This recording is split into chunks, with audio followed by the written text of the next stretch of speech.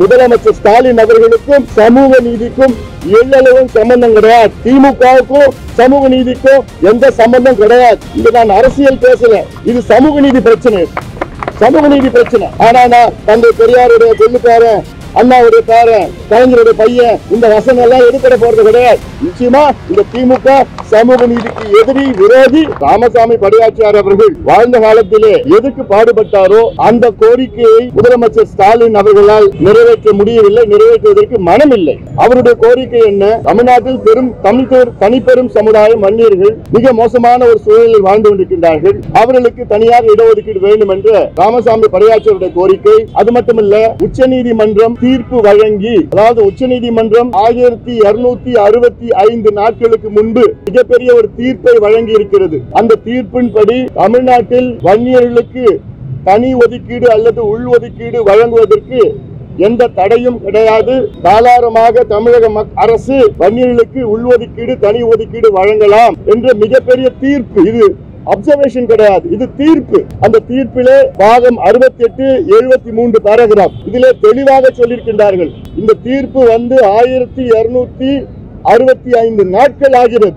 30 நாளில் சாதாரணமாக கொடுக்கின்ற அந்த இடஒதுக்கீடு இன்று வரை முதலமைச்சர் ஸ்டாலின் அவர்கள் அதை நிறைவேற்றவில்லை. மருத்துவர் ஐயா அவர்களும் சரி, நானும் சரி, எங்க கட்சியில் உள்ள மூத்த தலைவர்களும் சரி, பல முறை முதலமைச்சரை சந்தித்தோம், சட்டமன்றத்தில் வாதம் கொடுத்தோம். அது மட்டுமல்ல, அதிகாரிகளையும் அமைச்சர்களையும் நூற்றுக்கணக்கான முறை சந்தித்தோம். பேக்வர்ட் கிளாஸ் கமிஷன் சேர்மனையும் நான் சந்திச்சேன். ஆனாலும் இன்று வரை அது சம்பந்தமாக மூச்சு கொடும் விட மாட்டேன் என்று சொல்லுகின்ற முதலமைச்சர் ஸ்டாலின் அவர்களுக்கும் சமூக நீதிக்கும் எல்லளவும் சம்பந்தம் கிடையாது. திமுகவுக்கும் சமூக நீதிக்கும் எந்த சம்பந்தம் கிடையாது. இன்னும் சொல்ல போனா திமுக சமூக நீதிக்கு விரோதி மட்டுமில்ல, சமூக நீதிக்கு துரோகி என்று நான் சொல்லுவேன். இங்க நான் அரசியல் பேசல, இது சமூக நீதி பிரச்சனை. சமூக நீதி பிரச்சனை என்ன செஞ்சிருக்கணும்? இன்று தமிழ்நாட்டிலே சாதிவாரி கணக்கெடுப்பு நடத்த வேண்டும். கர்நாடகாவிலே 2வது முறை நடத்தி கொண்டிருக்கின்றார்கள். அதாவது செப்டம்பர் 22 இருந்து 2வது முறை கர்நாடகாவிலே சாதிவாரி கணக்கெடுப்பு.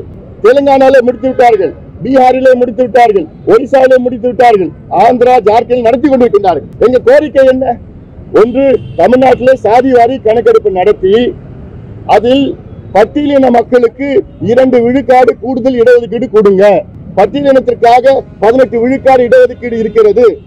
அதில் 5ஆக 6ஆக உட்பிரிவுகளை ஏற்படுத்தி அதில் யாருக்கு கிடைக்கவில்லையோ அவர்களுக்கு கொடுக்க வேண்டும் இடஒதுக்கீடு.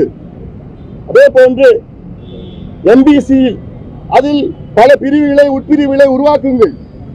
யாருக்கு கிடைக்கலையோ அவங்களுக்கு கொடுங்க. அதே போன்று இஸ்லாமியர்களுக்கு 3.5 விழுக்காடு இடஒதுக்கீடு இருக்கிறது. அதில் 7 உட்பிரிவுகள் இருக்கிறது. அந்த 7 உட்பிரிவுகள் யாருக்கு கிடைக்கவில்லையோ அவர்களுக்கு கொடுங்க. அதே போன்ற பிசியில எத்தனையோ சமுதாயத்திற்கு ஒரு இடம் கூட கிடைக்கல. அவங்களுக்கு கண்டுபிடிக்கிறதுக்கு எப்படி செய்யணும்? ஜாதிவாரி கணக்கெடுப்பு நடத்தினாதான் கண்டுபிடிக்க முடியும். அது ஜாதி பேர் பிடிக்கலன்னா நீங்க சமூக நீதி கணக்கெடுப்புன்னு பேர் வச்சுக்கீங்க. ஆனா கணக்கெடுப்பு நடத்துங்க. கணக்கெடுப்பு நடத்தி யாருக்கு கிடைக்கலையோ அவங்களுக்கு இடஒதுக்கீடு கூடுதலா கொடுக்கலாம், ரொம்ப கிடைச்சவங்களுக்கு குறைக்கலாம், இல்லாதவங்களுக்கு வேலையை கொடுங்க, கல்வியை கொடுங்க, கடனை கொடுங்க, படிக்கிறதுக்கு வேலைக்கு கடனை கொடுங்க. இதுதான் உண்மையிலே சமூக நீதி. ஆனா நான் தந்தை பெரியாருடைய கொள்ளு பேரன், அண்ணாவுடைய பேரன், கலைஞருடைய பையன், இந்த வசனம் எல்லாம் எடுப்பட போறது கிடையாது. இவ்வளவு பெரிய துரோகம் முதலமைச்சர் ஸ்டாலின் அவர்கள் தமிழ்நாட்டு மக்களுக்கு செய்து கொண்டிருக்கின்றார். இது ஏதோ வன்னியர் பிரச்சனை கிடையாது, இது ஜாதி பிரச்சனை கிடையாது, இது சமூக நீதி பிரச்சனை. எல்லா மாநிலத்திலும் எடுத்துட்டு இருக்கிறாங்க. ஆனா சமூக நீதிக்கு அடித்தளம் தமிழ்நாடு. தந்தை பெரியார் ஒரு வழியில் வந்தவர்கள். சமூக நீதி பத்தி அதுக்கு நாங்க நடவடிக்கை எடுக்க மாட்டோம், எதுவும் தெரியாது, எங்களுக்கு அதிகாரம் இல்லை என்று போய் சொல்லுகின்ற முதலமைச்சர் ஸ்டாலின் அவர்களை கண்டிக்கின்றோம்.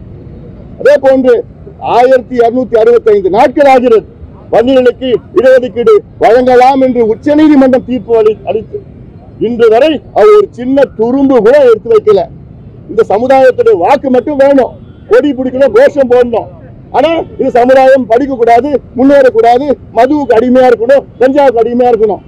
இதுதான் முதலமைச்சருடைய எண்ணம். அதனால இன்னும் நிச்சயமாக வருகின்ற காலம் மிகப்பெரிய போராட்டத்தை நாங்கள் அறிவிக்க இருக்கின்றோம். இன்னைக்கு ராமசாமி படையாச்சியார் அவருடைய 108வது பிறந்த நாள் அன்னைக்கு இன்னைக்கு நாங்க சொல்றோம், நிச்சயமா இந்த திமுக சமூக நீதிக்கு எதிரி, விரோதி. சாதிவாரி கணக்கெடுப்பு நடத்துங்க, உடனே அறிவிங்க, நடத்துங்க. வன்னியர்களுக்கு இதுக்கும் அதுக்கும் சம்பந்தமே கிடையாது. உச்சநீதிமன்ற தீர்ப்புல தமிழ்நாட்டில் கணக்கெடுப்பு நடத்த பிறகுதான் வன்னியர்களுக்கு உள்ஒதுக்கீடு கொடுக்கணும்னு எங்கேயுமே இல்ல. தீர்ப்புல இருக்கிற டேட்டா வச்சு நீங்க நியாயப்படுத்தி ஜஸ்டிஃபை பண்ணி கொடுங்கன்னு தான் சொல்லியிருக்கிறாங்க. அதனால அதை உடனடியாக செய்ய வேண்டும், இல்லை கடுமையான போராட்டங்களை சந்திக்க நேரிடும். மீண்டும் இன்னைக்கு நம்முடைய ஐயா பெரியவர் ராமசாமி படையாச்சியார் அவருடைய 108வது பிறந்த நாளை நாங்கள் மகிழ்ச்சியாக கொண்டாடி கொண்டிருக்கின்றோம். நன்றி, வணக்கம்.